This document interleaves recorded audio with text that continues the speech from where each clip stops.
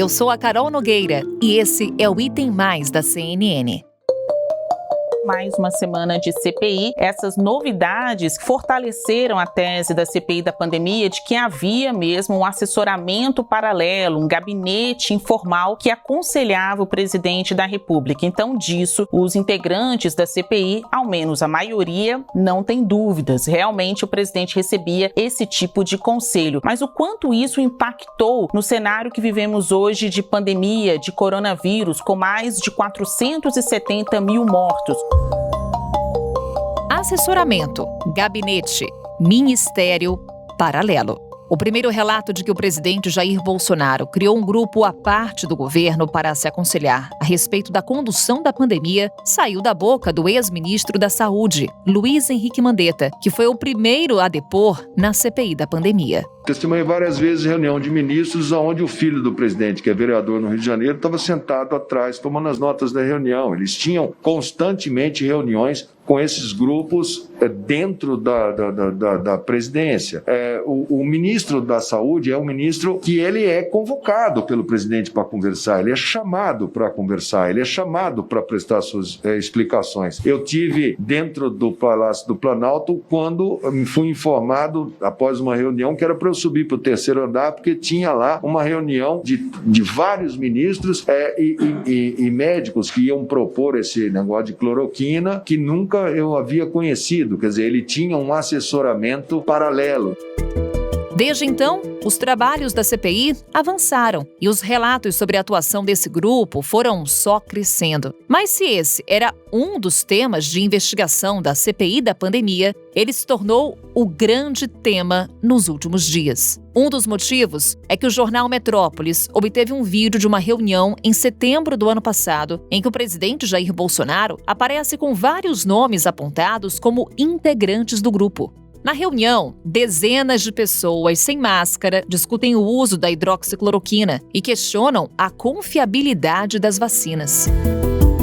O relator da CPI da pandemia, senador Renan Calheiros, deu uma entrevista para a CNN e afirmou que o novo foco da comissão é investigar a existência do que ele chama de Gabinete das Sombras. As primeiras convocações nesse sentido já foram definidas nesta terça. O ex-ministro da Cidadania, Osmar Terra, apontado como um dos líderes desse gabinete e que falará à CPI, disse em nota à CNN que a existência do grupo não passa de uma ficção política.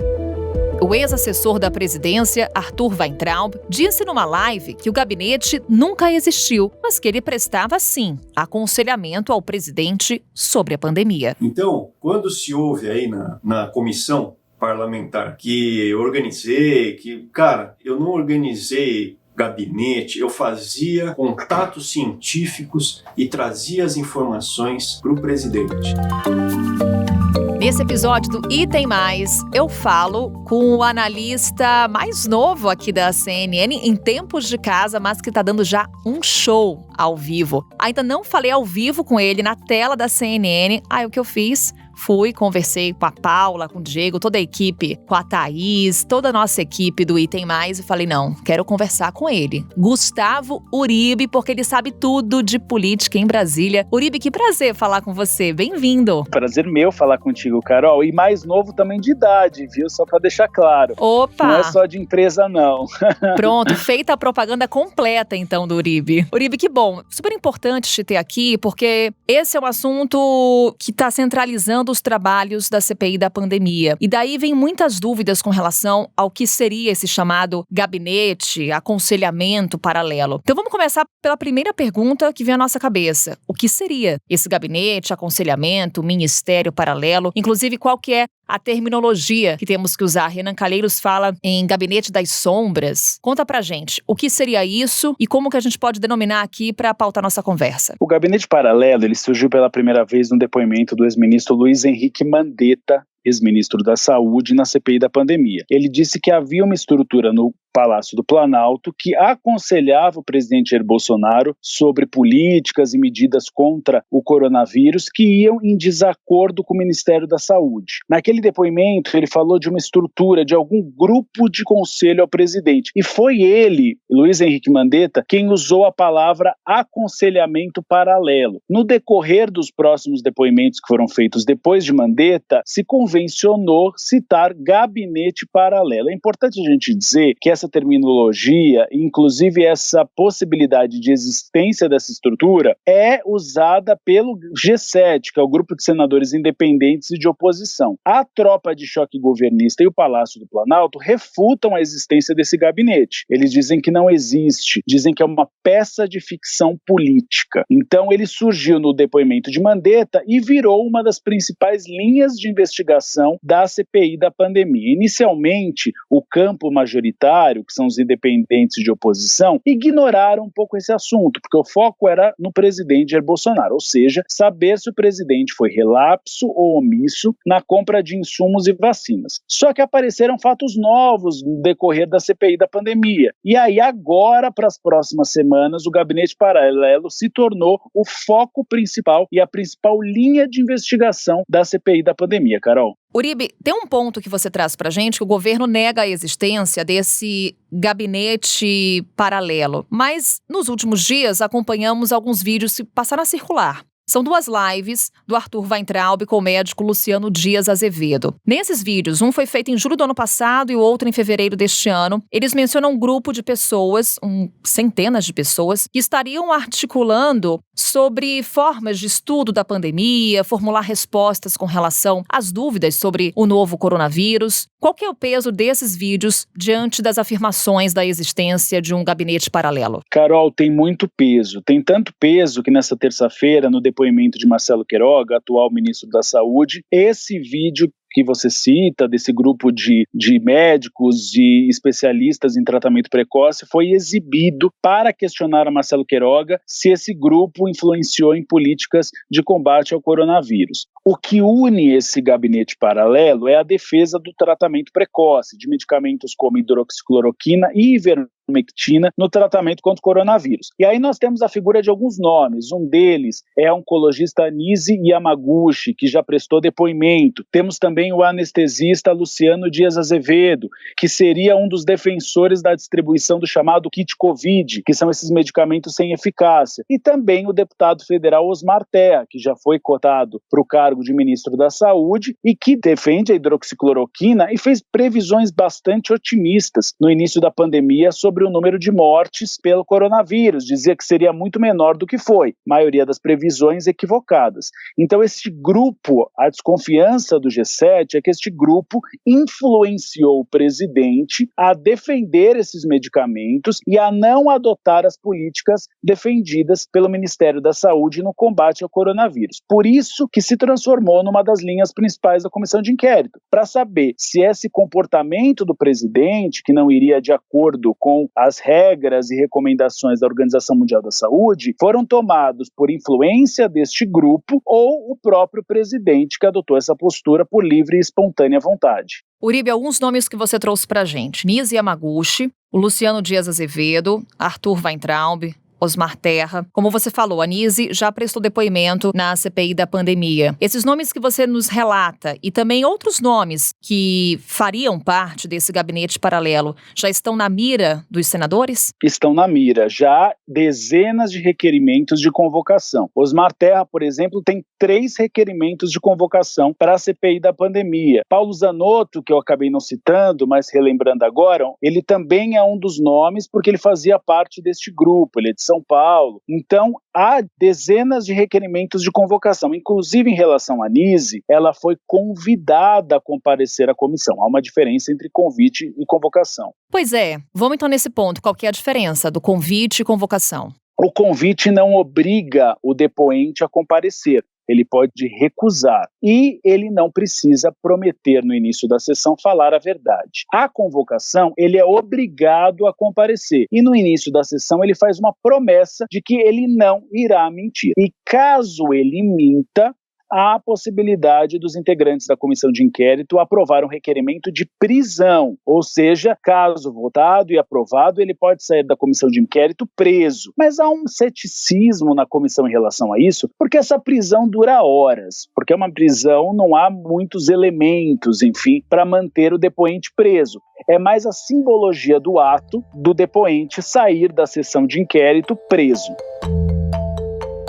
Focando mais nessa questão do que os senadores estão articulando dentro dos trabalhos da CPI da pandemia, senadores da oposição, os senadores independentes, o chamado G7. Qual que é o ponto que eles querem tocar quando eles falam do gabinete paralelo, do ponto de vista do que seria uma lesão ao Brasil? Um grupo de conselho, um grupo que poderia assessorar o presidente da República, até que ponto isso pode, de fato, configurar um erro do governo federal? Na verdade, o que eles pretendem encontrar são os motivos de por que o Brasil teria sido relapso e negligente na importação de vacinas e insumos. E aí, esse gabinete paralelo vai na linha da tentativa de confirmar que o presidente não seguiu as orientações do Ministério da Saúde e, na verdade, ele obedeceu às orientações deste grupo. Aí você encontra elementos para encontrar o quê? Indícios e provas de que o Palácio do Planalto errou na comissão de inquérito, para eventualmente conseguir indiciar alguns membros desse gabinete e eventualmente o próprio presidente. Quando uma CPI acaba e é aprovado o relatório dela, esse relatório é enviado ao Ministério Público. E o Ministério Público, ele toma a decisão de denunciar, seguir o relatório, se ele encontrar realmente indícios de que houve crime, ele pode fazer uma denúncia à justiça. Então, o que se pretende encontrar são culpados por eventuais erros e equívocos. Então, essa é a linha. A linha principal do G7 hoje, pelo que a gente tem conversado, é um dos ministros da Saúde, na avaliação deles, cometeu alguns erros, que foi Eduardo Pazuello. Ele, os próprios integrantes do G7 já falaram em público, é um forte candidato a sair indiciado da CPI. E aí agora a linha de investigação é para achar outros médicos, outros profissionais que também cometeram erros e possam ser indiciados pela comissão de inquérito e, no caso, pelo Ministério Público. Você falou de Eduardo Pazuello, Uribe, e no início da nossa conversa eu falei de um vídeo de Arthur Weintraub. Tem um outro vídeo, divulgado pelo Metrópolis, em que o então ministro da Saúde não aparece numa que seria uma reunião desse gabinete paralelo. Inclusive, o presidente Jair Bolsonaro chega a pedir para Osmar Terra repassar informações para Pazuello. Isso, de alguma forma, consegue isentar Pazuello? Reforça aquela frase do um manda e o outro obedece? De certa forma, na avaliação de integrantes do G7, não isenta Pazuello, mas enfraquece a culpabilidade de Pazuello. Porque a avaliação deles é que, na verdade, e essa é uma das linhas de investigação importante, é que os ministros da Saúde eles não tinham autonomia no cargo. Ou seja, era o presidente Jair Bolsonaro quem mandava. Isso foi colhido pela primeira vez no depoimento de Nelson Teich, ex-ministro da Saúde. Nelson Teich disse que saiu do cargo porque não tinha autonomia, ou seja, porque ele defendia, o presidente defendia a hidroxicloroquina e Nelson Teich era contra. Então, é uma das linhas de investigação. O gabinete paralelo reforçaria a tese do G7, do grupo majoritário da CPI, de que não havia autonomia no Ministério da Saúde. Quem manda é o presidente Jair Bolsonaro. É interessante a gente perceber no depoimento de Pazuello que a todo momento ele negava essa linha da autonomia, dizia que nunca foi desautorizado. Mas a gente sabe que ele foi porque nós temos informações da época apuradas em relação à Coronavac. Em outubro, numa reunião com governadores, Pazuello chegou a dizer que o governo federal pretendia contratar 46 milhões de doses da Coronavac. Essa informação vazou para a imprensa, Jair Bolsonaro ficou irritado e eu apurei na época que ele chegou a ligar para o governo de São Paulo e dizer, Pazuello no caso, e dizer que iria adquirir menos doses do que as 46 milhões porque o presidente ficou bravo. E no dia seguinte, o presidente disse para um grupo de eleitores que se tivesse havido realmente esse acordo, ele mandaria cancelar. E aí houve essa frase que você falou, Carol, um manda e outro obedece, ou seja, então a linha principal nesse sentido é provar que esse gabinete paralelo era a verdadeira estrutura que aconselhava o presidente e não o Ministério da Saúde. Para a gente encerrar, Uribe, o que esperar dos próximos passos da CPI da pandemia, principalmente no que se refere a esse gabinete paralelo? A CPI vai focar agora nessa investigação. Tem duas investigações agora que devem ser as linhas mestres da CPI. Uma delas, o gabinete paralelo. Quem fazia parte dessa estrutura de aconselhamento e o que foi dito ao presidente Jair Bolsonaro para ele defender esse tratamento precoce e também não utilizar máscaras e participar de aglomerações. E a segunda linha é a linha dos governadores. Agora a CPI quer entrar na questão de como foram utilizados os recursos federais do Ministério da Saúde repassados a estados e municípios. Nessa quinta-feira tem o depoimento marcado de Wilson Lima, governador do Amazonas. Wilson Lima já ingressou no STF para não ser obrigado a comparecer ou ter o direito a manter o silêncio para não produzir provas contra si. Então, caso seja dada essa autorização para ele não comparecer à comissão de inquérito, você enfraquece a tese da investigação sobre os governadores e o repasse de recursos federais. Aí, o gabinete paralelo vira a linha principal de investigação da CPI da pandemia a partir de agora. Gustavo Uribe, nosso caçula analista de política da CNN. Uribe, muito bom conversar contigo. Seja mais uma vez bem-vindo à CNN Brasil e microfones sempre ligados para você aqui no Item Mais. Muito obrigado, Carol, e eu estou sempre à disposição de vocês. Só ligar. Até uma próxima. Tchau. Meu próximo entrevistado vai trazer pra gente um panorama jurídico de tudo isso. Conversamos com Oscar Vilhena Vieira. Ele é professor de Direito Constitucional da Fundação Getúlio Vargas. Professor, muito obrigada por nos atender. Seja bem-vindo ao Item Mais. Prazer estar aqui com você. Professor, como conversávamos há pouco com o nosso analista de política, há uma grande questão aí, no que seria um aconselhamento de um grupo, no que se refere à pandemia, no que poderia ser uma ilegalidade. Essa consulta a um grupo que foi citado ali pelo ministro Mandetta, que tecia conselhos paralelos sobre assuntos da saúde durante a pandemia. Há uma ilegalidade nessa reunião, nesse tipo de aconselhamento? Sem dúvida nenhuma. O poder público, o exercício do poder público, ele é regido de maneira bastante estrita, não só pela Constituição, mas por um conjunto de leis, né? E o presidente da República, ele deve nomear para exercer essa atividade um conjunto de ministros, é o que diz a Constituição Federal, e um conjunto de assessores que estão regulados, né, esses assessores, na legislação infraconstitucional. Por quê? O exercício do poder público, ele deve estar submetido a um conjunto de regras. Não é qualquer um que pode exercer o poder público, né?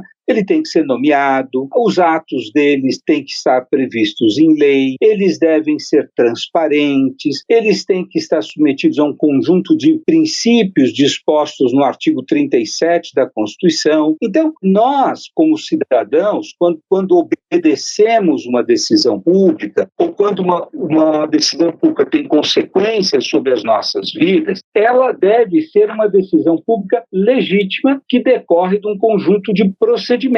E, sobretudo, ela deve ter sido tomada pela autoridade legítima. O que a CPI da pandemia tem apurado é que muitas decisões públicas decorrem de pessoas que nós não sabemos quem são, quais são os procedimentos para que essas decisões sejam tomadas, não há publicidade alguma dessas reuniões. Então, evidentemente que é muito preocupante se confirmada a existência de um gabinete paralelo que tome decisões, muitas delas que se sobrepõem da própria autoridade constituída, né? O que é mais grave ainda, né? Um ministro da Saúde toma uma determinada decisão ou nomeia uma pessoa qualificada para o cargo, e aí alguma outra unidade não prevista em lei toma uma decisão contrária. Então, sim, há muita gravidade caso isso se confirme. Ou seja, professor, pelo que o senhor nos explica, a questão não é a simples reunião em si, mas as decisões tomadas por esse grupo que podem ter culminado numa omissão ou numa ação do governo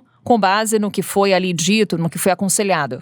Olha, são coisas que se somam, né? Quer dizer, o fato de que decisões públicas estejam sendo tomadas sistematicamente por pessoas que não têm a investidura no cargo é algo em si problemático. Tá? A outra coisa é as consequências dessas decisões. Essas decisões causaram dano, então aí há um conjunto de outras consequências do ponto de vista jurídico. Né? Essas decisões beneficiaram alguém do ponto de vista financeiro? Quer dizer, quando você opta por produzir uma medicação ou comprar uma medicação sem que haja um processo concorrencial, um processo de busca do melhor preço, quando isso ocorre, e aí há uma lesão ao patrimônio público, as consequências serão outras. Então, eu acho que nós precisamos ainda ter uma maior clareza a respeito dos fatos para que as consequências jurídicas possam ser bem determinadas. Quais podem ser as implicações jurídicas para o presidente Jair Bolsonaro se a Comissão Parlamentar de Inquérito confirmar que existia sim esse gabinete paralelo? Bolsonaro e outros membros desse gabinete podem ser acusados, responsabilizados de alguma forma? Na realidade, nós temos aí dois caminhos. Né? Nós temos a lei de improbidade administrativa, que no seu artigo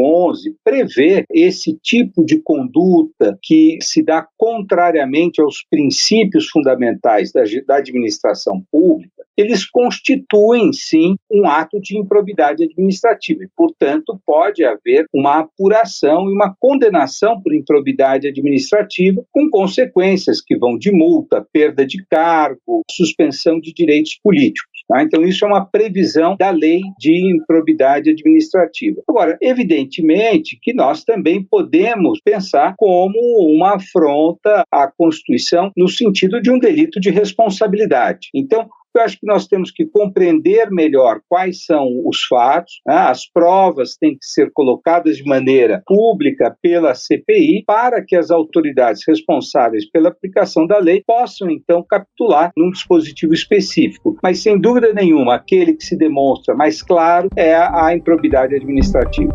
Professor Oscar Vilhena Vieira, muito obrigada aqui pela sua participação no Item Mais. Eu é que agradeço. Tchau, tchau. E por aqui seguimos acompanhando os próximos passos da CPI da pandemia, sempre trazendo um pouco mais para que você fique muito bem informado. Até a próxima. Tchau. Com a apresentação minha, Carol Nogueira, este podcast foi produzido pela Maremoto para a CNN Brasil. Roteiro e pesquisa, Thaís Ilhéu. Pauta e produção, Danilo Santana. Operador de gravação, Nathan Kleiman. Edição e sonorização, Murilo Lourenço. Coordenação geral, Paula Weinberg. Coordenação de produto, Verônica Schneider. Coordenação editorial, Diego Toledo. Direção de jornalismo digital, Daniel Tosi. Você também pode ouvir o Item Mais no site da CNN Brasil.